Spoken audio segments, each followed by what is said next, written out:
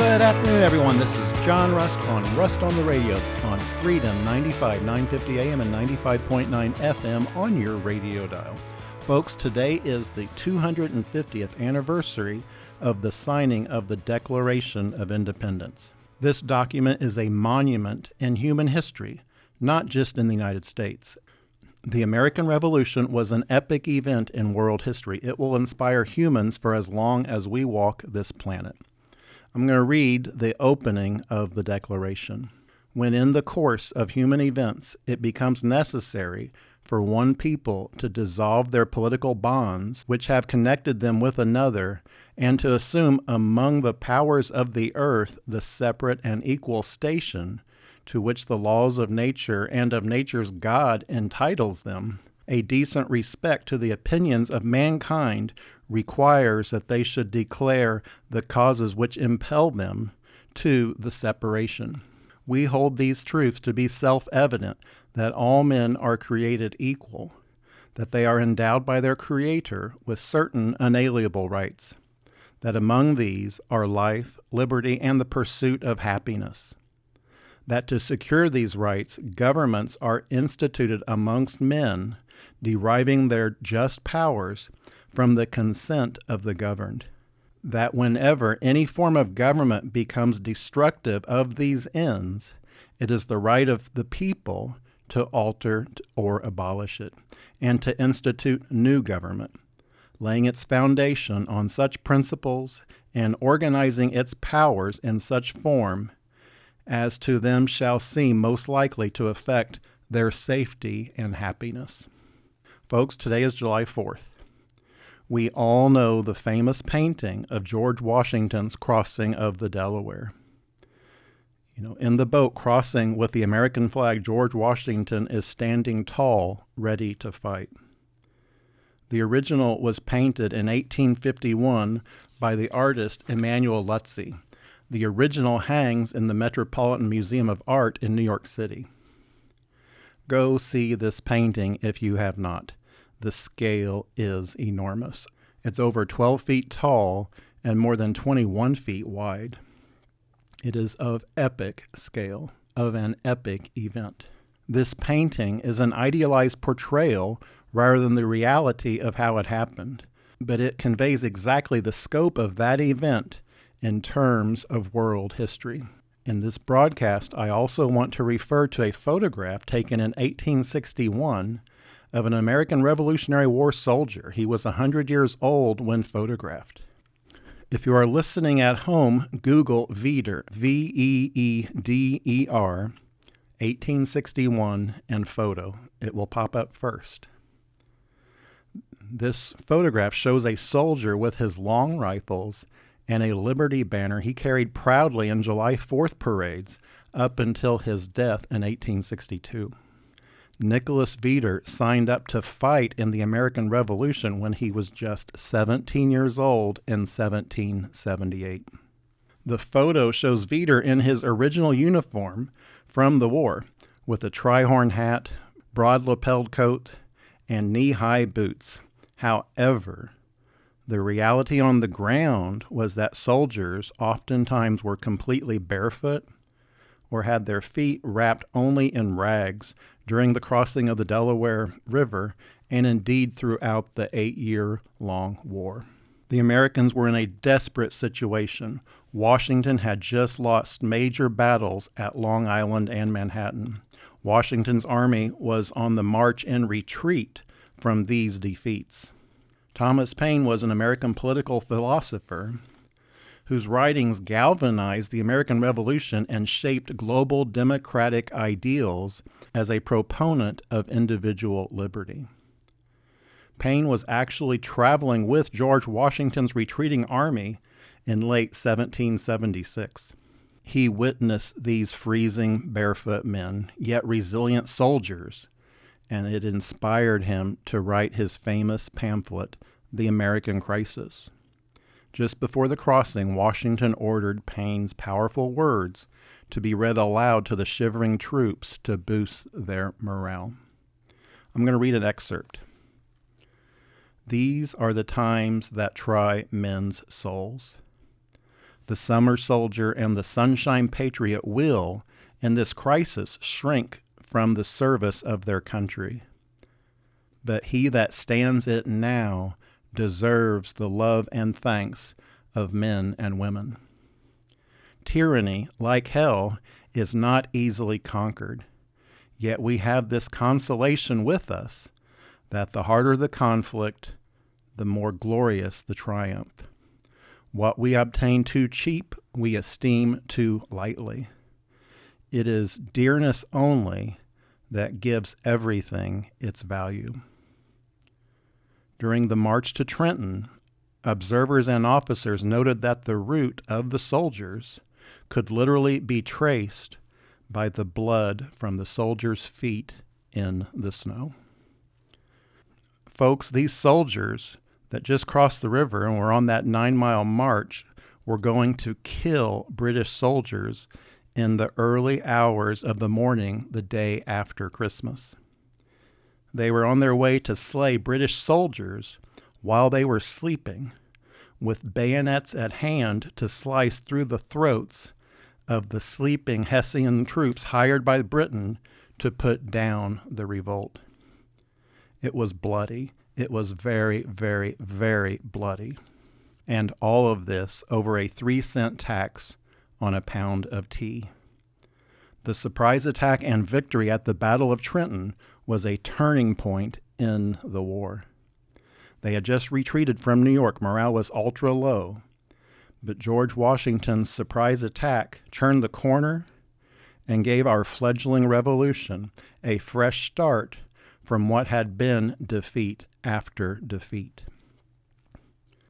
Thank God the Indiana Republican establishment was not in charge back then in Pennsylvania and New Jersey. They would have stood by the road as the soldiers walked by and demanded a toll from each barefoot soldier as he passed. A wheel tax from every cannon and carriage. A cigarette tax for the tobacco grown by George Washington's own farms. An ultra-high sales tax on every flag sewn by Betsy Ross. A local income tax, a state income tax, and a local county assessor running through George Washington's Mount Vernon home. Just imagine Martha Washington back at home taking a broom after that Indiana tax assessor. Or worse, they could be working to demolish Mount Vernon and building a data center there. Data centers are the opposite of what was intended by the Declaration of Independence. You can't have a pursuit of happiness if you are being replaced by a robot or AI. But we'll get back to data centers later. It could have been worse, though, folks. Imagine the Democrat Party had been in control. The Democrats would have made the road those barefoot soldiers were walking on for bicycles only, and ordered the soldiers off the trail, unless they were on a bike. The Democrats would have fined Betsy Ross for sewing the stars and stripes and not transgender pride flags. The Democrats would have seen the cannons being pulled by the oxen and screeched in horror that the oxen were causing global warming because the oxen may be having to have passed gas. Folks, that proud soldier who fought in the Revolution today would look at all these numerous taxes being forced on us by the present-day establishment Republicans, by the lunacy of the Democrats, and shake his head downward in shame. Everything the American soldier in that photograph fought for today is in jeopardy. Our politicians today are churning the American dollar into a third world currency.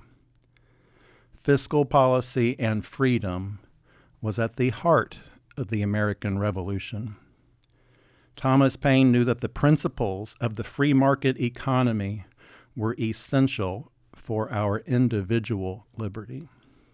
The following quote is from Thomas Paine, from The Rights of Man.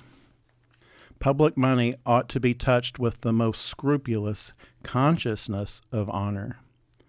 It is not the produce of riches only, but of the hard earnings of labor and poverty. It is drawn even from the bitterness of want and misery. Not a beggar passes or perishes in the streets whose might is not in that mass. He knew every tax, no matter who was targeted, affected even the most impoverished. Thomas Paine would despise the Indiana Economic Development Corporation. He knew the evils of having government pick winners and losers. That tears at the right of every individual's economic freedom as an individual. If you build a widget in your garage and it makes life better for others, you're rewarded for your own work. Government handing a check to political favorites strips that right away and places the economy in the hands of the donor class. The establishment rewards payoff by their donors, not hard work. The Indiana political establishment would argue the colonists were not taxed enough. They would have been firmly on Britain's side. Folks, we're out of time for this segment. When we come back, we're going to continue with how taxation led to the American Revolution. This is John Rust on Rust on the Radio on Freedom 95. We will be right back.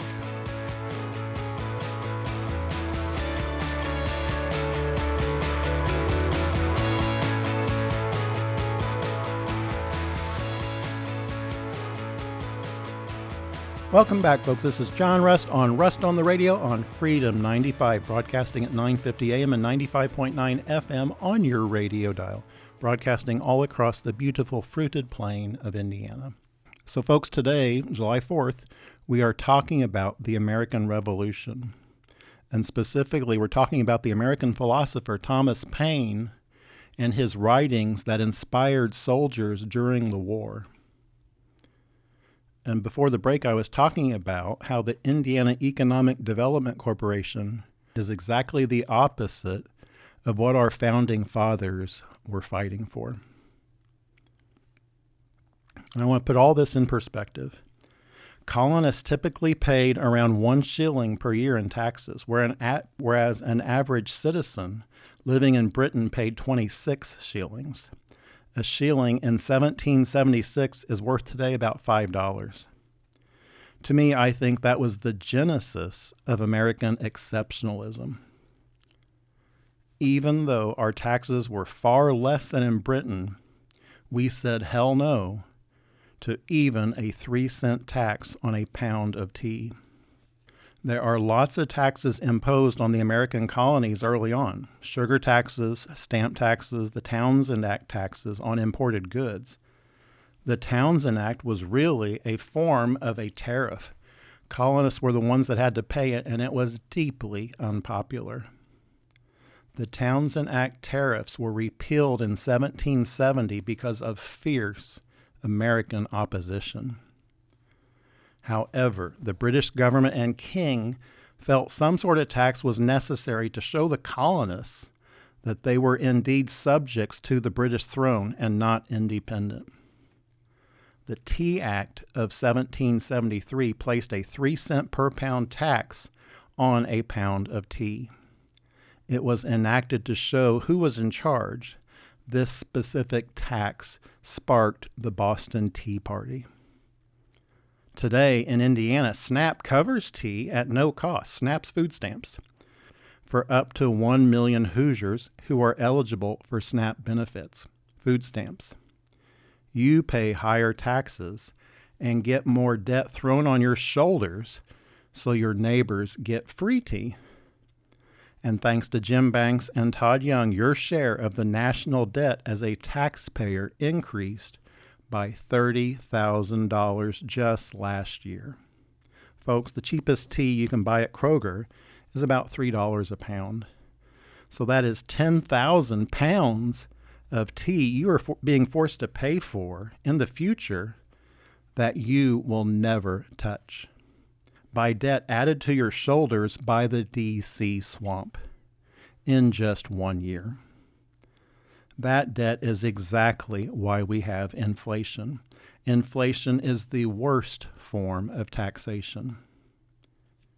You don't have to pay that $30,000 right now, but you're paying the cost for government to borrow to service that debt every day through inflation, and it is snowballing. The swamp rats we have in Washington, D.C. harm us far more than what the British ever dreamed of doing in 1776. The fight over debt started right from the start of the American Revolution.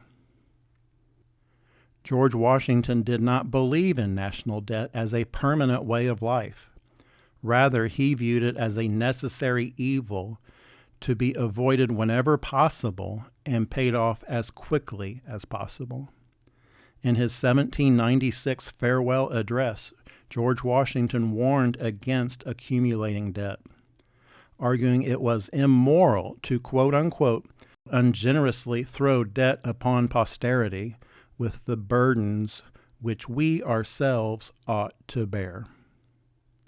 I'm going to repeat that, folks. George Washington warned expressly that it was immoral to throw debt upon our children. And that is exactly what's happening today. Our politicians today are immoral. Back in the 1790s, that debt was used to pay for the American Revolutionary War debt, and it was hotly debated, but in the end, that debt was manageable.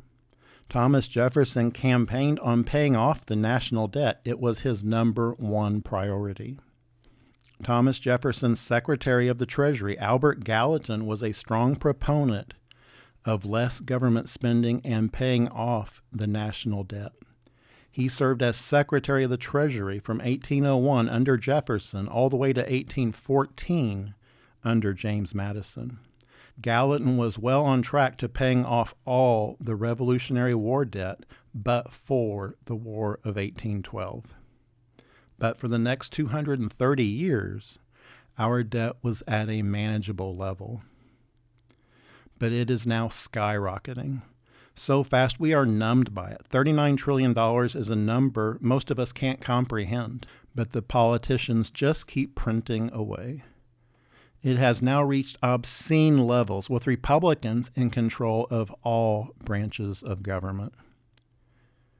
Here in Indiana, we have a balanced budget amendment to our state constitution, so we have to ostensibly balance the budget. But the workaround on that for the establishment thirst for more and more of your money is just more and more taxes, and here in Indiana now, tolls. Can you imagine what the reaction would have been had the King of England had enacted a toll on American roads in the 1700s? We declared our independence over a 3-cent tax on a pound of tea. Yet now the Indiana Republican supermajority in state government decided to make United States history by making Indiana the very first state in the nation to allow for toll collection across our entire existing interstate system without requiring further votes. That is future taxation without representation. That is in the Declaration of Independence itself, for imposing taxes on us without our consent. Our very elected representatives gave any future governor the right to toll every square mile of Indiana interstate system without the vote of any elected state representative or state senator in the future. Our representatives took the right to tax, the right to toll, and transferred that from the Indiana General Assembly and gave it to any future governor, whether they are a Democrat or a Republican. Folks, that is the uniparty in action right here in Indiana. Thomas Paine would be twirling in his grave if he knew this. Our founding fathers faced a hangman's noose over their opposition to a 3-cent tax on tea. And look where we are today. Governor Braun wants someone getting on I-70 at Terre Haute and driving to Indianapolis to pay a $7.50 toll. The announced toll was $15.60 from Terre Haute to Richmond on I-70. Folks, I'm an egg farmer. That toll for semi-trucks will be $84.24. Folks, I know a lot of truck drivers. They aren't going to pay that toll.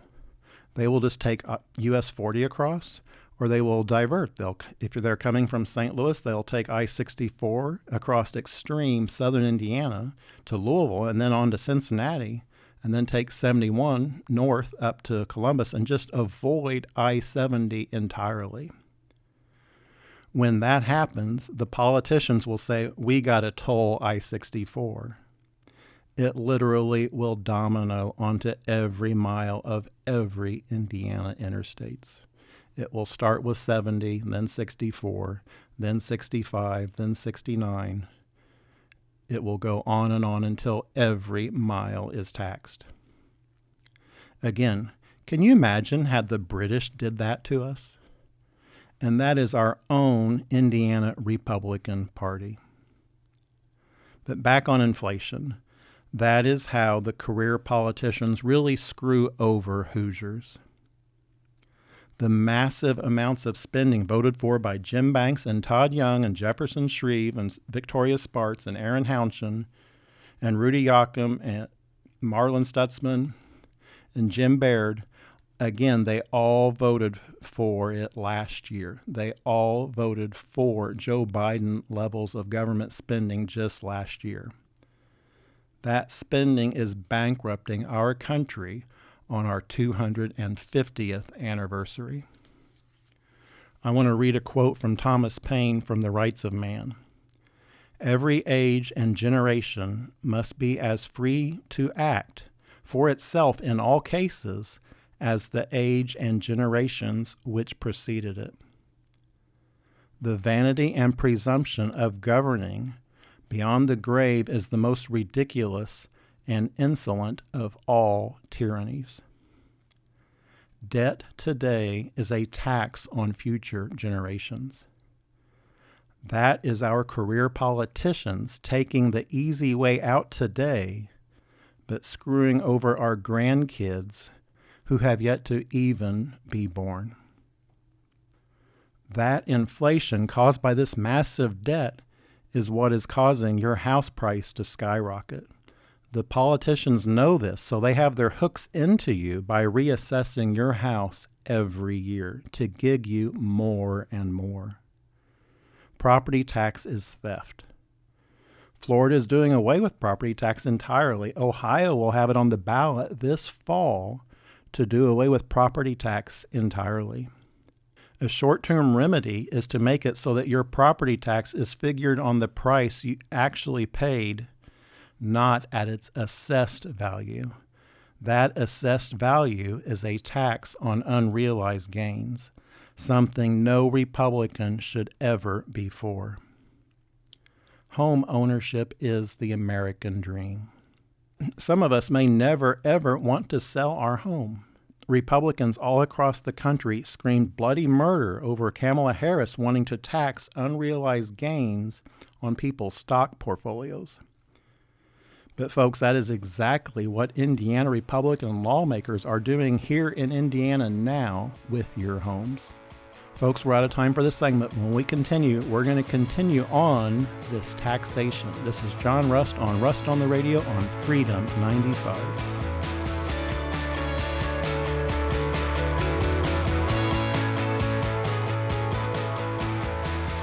Welcome back, folks. This is John Rust on Rust on the Radio on Freedom 95, broadcasting at 9:50 a.m. and 95.9 FM on your radio dial. Folks, on this July 4th, we're talking about taxation. You know, in Indiana, we have wheel taxes, we have excise taxes, gasoline taxes, property taxes, local income taxes, state income taxes, taxes. But folks, that ain't enough for the Republican supermajority in Indiana. Now they want to toll you on the way to the gas station to pay the fifth highest gasoline tax and toll you on the way home as well. That gas tax is now temporarily suspended, but it needs to be permanently ended. The fact that they have temporarily suspended it shows it was not required in the first place. Point of fact, the state of Indiana is now projected to have a massive budget surplus this year. That is why they aren't worried about the gas tax.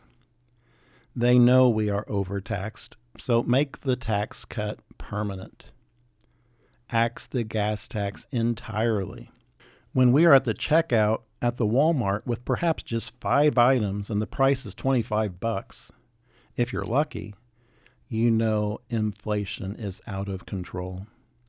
Our elected statewide Republicans, Braun, Banks, Young, all heaped tons of praise on SNAP food stamps being moved from D.C. to Indiana. Well, of course they love that. With all the debt Jim Banks and Todd Young voted for, they are sending Hoosiers to the poorhouse. And we are paying the price. Look at our home foreclosure rates, folks. Indiana ranks first in the nation for home foreclosures, more than double the national average. Data centers. Look at our electricity prices. Hoosiers now pay 17.8 cents per kilowatt for electricity. In Kentucky, it's just 12 cents, folks. Why are Indiana electricity rates so high? Part of it, of course, is data centers driving up the demand, but a big part of it is also the Green New Deal scam. Windmills and solar farms are touted to be inexpensive, yet the proof is in the pudding. Just look at how our electric rates have skyrocketed, despite all the windmills, despite all the solar farms, despite all of our Energy Star appliances at home, despite replacing all of our incandescent light bulbs with LED light bulbs. Our electric rates keep going through the roof, higher and higher every year. You know, on data centers, you can argue Thomas Jefferson would love AI. He loved new technology. His home in Monticello is a marvel. But I think what the American Revolution was about was the right of individuals. And that is where data centers fail. They are an assault on the individual. Both Jefferson and especially Washington literally put their lives on the line fighting against government tyranny. And that is exactly what data centers are, a new tyranny of the tech elites. We are in a fight against the tech overlords for our own electricity, for our own water, for our own way of life. These tech companies, in a nutshell, are pushing data centers in a bid to take over our entire economy. I'm going to leave the Founding Fathers for just a bit here and say a better analogy on data centers is the movie War on the Worlds with Tom Cruise. The premise of that movie was aliens invaded Earth and injected these pods through lightning bolts into the Earth's crust. These pods emerged from the Earth to kill off all of mankind for an alien takeover of our planet. That is exactly what these data centers are doing.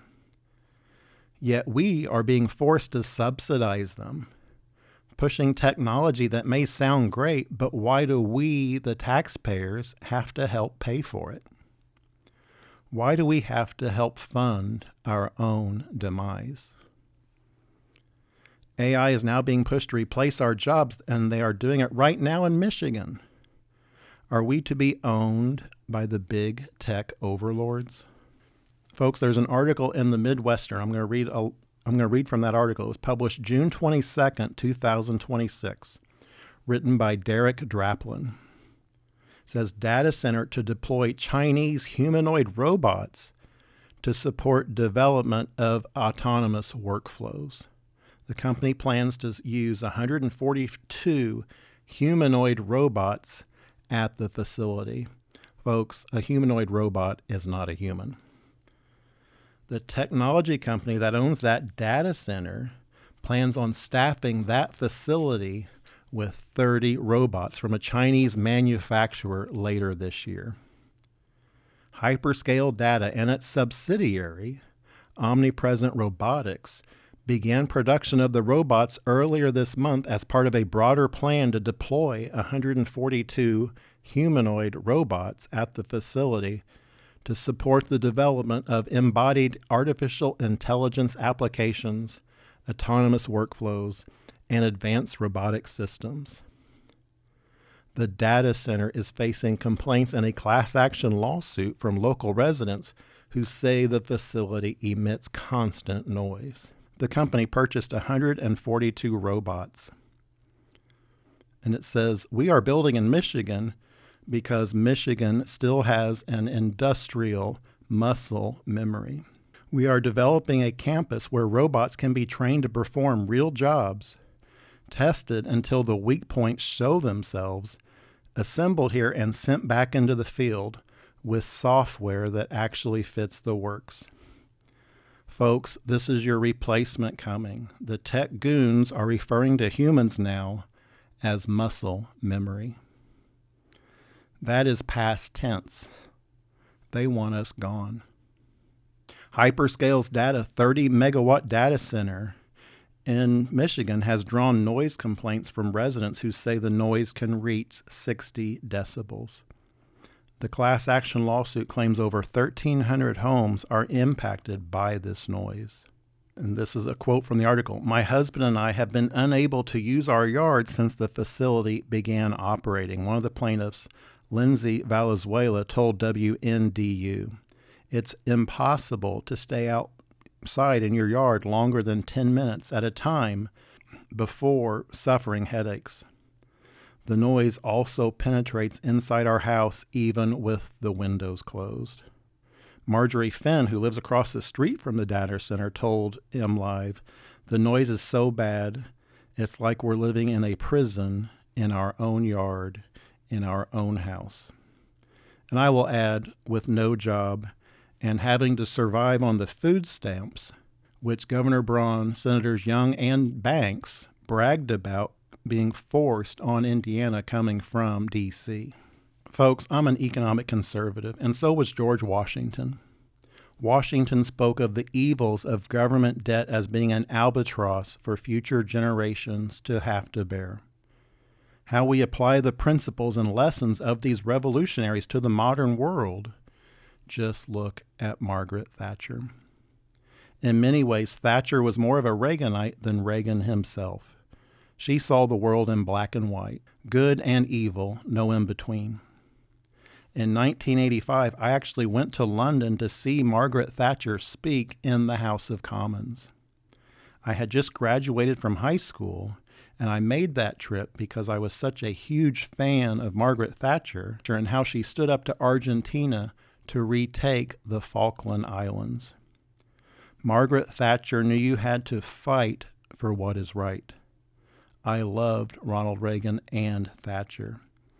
Thatcher and Reagan's key economic message and actions were centered on deregulation and pushing the free market. Thatcher understood that inflation had to be dealt with an iron fist. She cut government spending massively in Britain.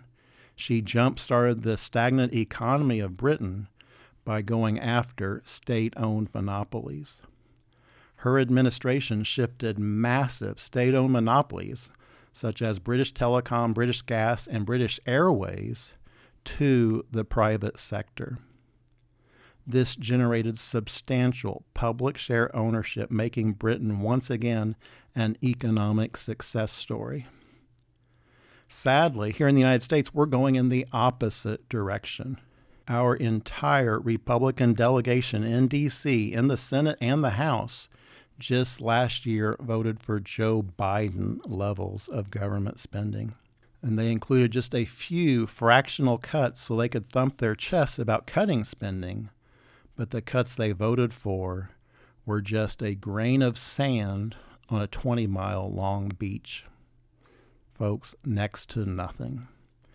Our government is now bragging about taking ownership in companies, doing the exact opposite of what Thomas Paine, George Washington, Thomas Jefferson, and Margaret Thatcher emphatically worked against.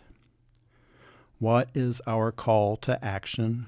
We have to quit electing career politicians who say one thing here in Indiana and vote the exact opposite in Washington, D.C. We have to stand up and say no. We have to fight to preserve the fruited plain.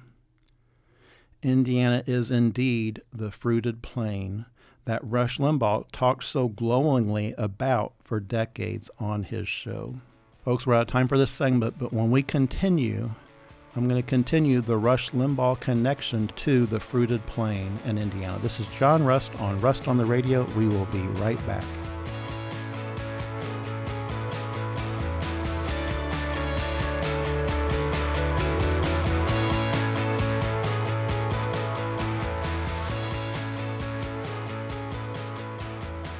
Welcome back, folks. This is John Rust on the Radio on Freedom 95, broadcasting at 950 AM and 95.9 FM on your radio dial.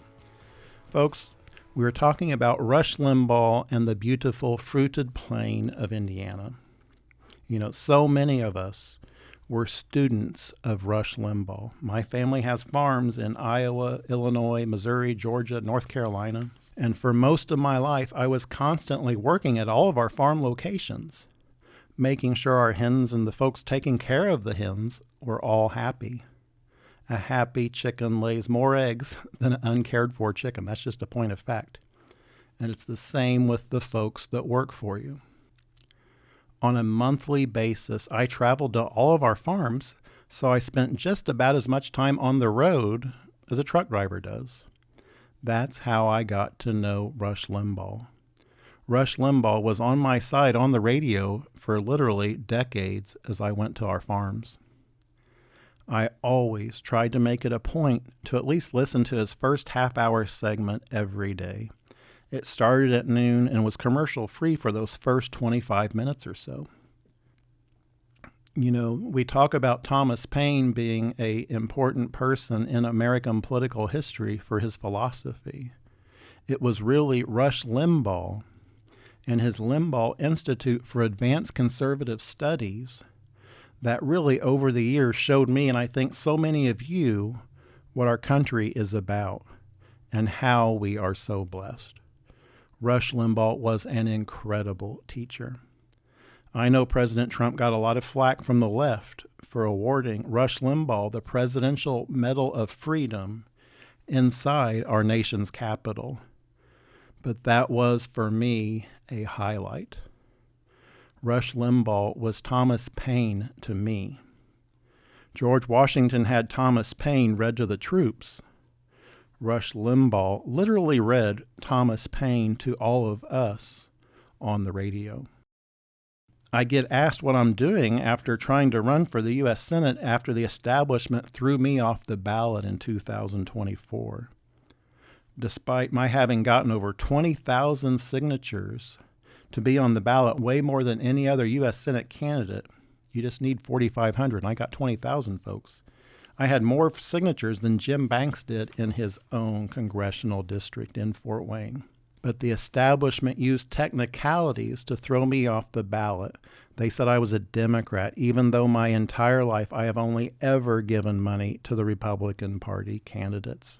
Never a dollar to the Democrats. The establishment will take your money and your hard work. But if you try to run yourself, they will knife you in the back. But life goes on. We all have to meet our Maker someday and justify our time on earth. It is why I ran and why I will keep fighting. I have been so blessed. I'm a farmer. I love that I get to help feed millions of people every day. You know, eggs are one of nature's most perfect foods. Shortly after being thrown off the ballot, the owners of Freedom 95 out of the blue contacted me to do a radio show for them. I laughed them off. I'm not Rush Limbaugh. I'm not Rob Kendall. Freedom 95 is the conservative radio station in Indiana. So I fit right in, speaking the truth and shaming the devil on what Hoosiers face with the Indiana Republican Party establishment. Again, not the grassroots folks. The grassroots is very conservative. Unfortunately, the Republican Party today is really the Democrat tax and spend party of the 1970s. And the Democrat Party, well, they're just plain lunatics. You know, the Indiana Republican Party today is all about power, not about principle. But I'm fighting to change that. Rush Limbaugh loved America. He understood the soldiers in the American Revolution who walked for miles and miles barefoot on frozen ice and snow, leaving a bloody trail, all over a 3-cent tax on a pound of tea. But no matter how badly things are going today, we are still Ronald Reagan's shining city on a hill.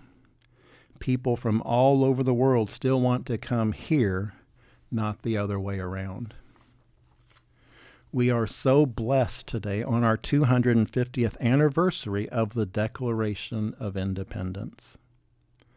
That soldier I talked about earlier, Nicholas Veeder, born in 1761, into battle at age 17 in 1778, he lived to be 101 years old. That gives us all hope. When I was 9 years old, I remember watching the fireworks for the nation's 200th birthday, for the bicentennial. And I decided then and there I would live to see the tricentennial. So I still have another 51 years left, at least I hope. My mom's 92. She still works full-time, 6:30 to 4:30, 6 days a week. So I think I've got a good shot at it. You know, my mom, she helped nurture a business from just 1,000 chickens to 24 million chickens today. Ultra hard work, feeding millions of people all across Indiana and indeed the United States every day. In the early 1980s, my dad started printing a Bible verse inside our family's egg cartons. We're still known for that today. It goes out on millions and millions of egg cartons every month. Over decades, we have received so many countless letters from folks who were deeply impacted by that verse and reading it on a simple egg carton. We are all here for a reason and for a purpose. That verse reads, this is Psalm 118, verse 24. This is the day which the Lord has made. Let us rejoice and be glad in it. Folks, for July 4th, I want to close with a special prayer that was read last Sunday at my family's church. Teach us, Lord, to serve you as you deserve, to give and not count the cost, to fight and not heed the wounds, to toil and not seek for rest, to labor and not ask for reward, except for knowing that we do your will through Jesus Christ, our Lord and Savior. Amen. Folks, I hope you have an awesome 4th of July, and I will see you all next week on the radio. This is John Rust signing off. Happy July 4th, folks.